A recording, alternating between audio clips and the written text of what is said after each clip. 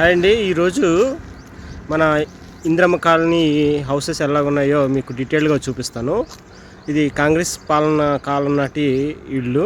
ఒకప్పటి 2000 సంవత్సరంలో ఇచ్చినటువంటి ఇళ్ళు ఆల్మోస్ట్ శిథిలా వ్యవస్థకు వచ్చేసినాయి.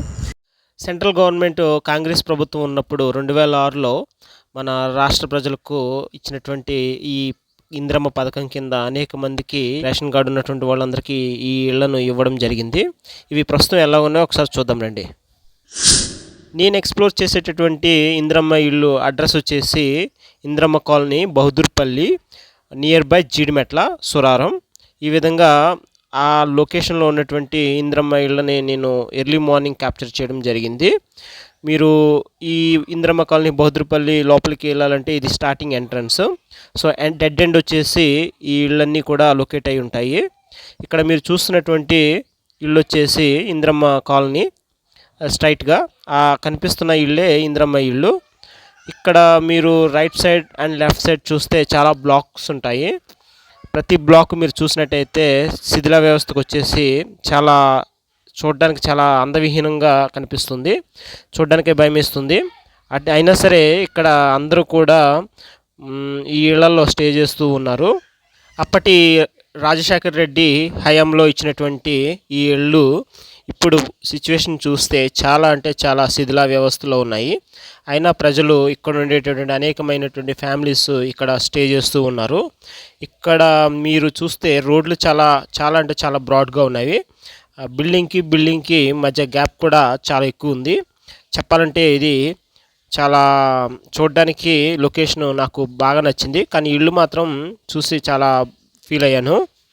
ఎర్లీ మార్నింగ్ అవడం వలన జనాలు ఎవరు కూడా ఈ వీధుల్లో నడవట్లేదు.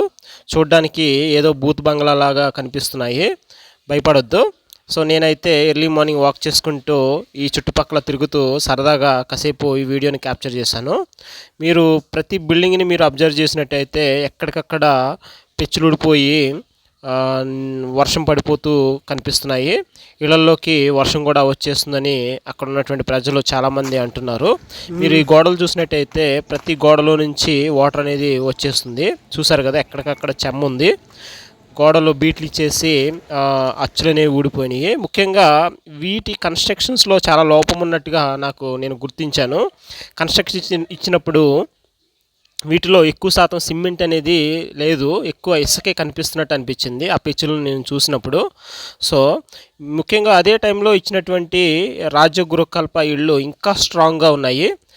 ఇక్కడ మీరు గమనించినట్టయితే ముఖ్యంగా ఒక 10 ఫీట్స్ని ఎక్స్టెండ్ చేసుకున్నారు బిల్డింగ్ వాళ్ళందరూ ఏకమయ్యి. సో ఈ విధంగా ఎక్స్టెండ్ చేసుకోవడం వలన వాళ్ళకి కొంచెం స్పేస్ అనేది కలిసి వస్తుంది. ఎందుకంటే ఇంద్రమ్మ ఇళ్ళు చాలా అంటే చాలా ఇరుగ్గా ఉంటాయి.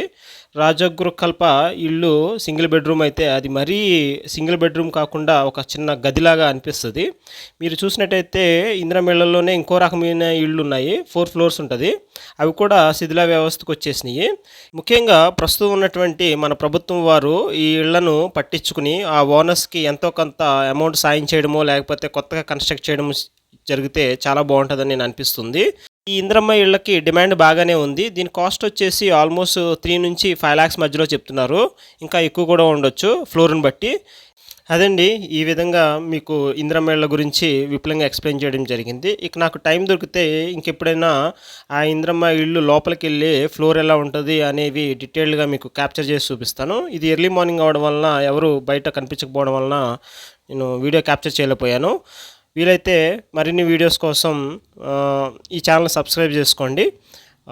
Thank you so much.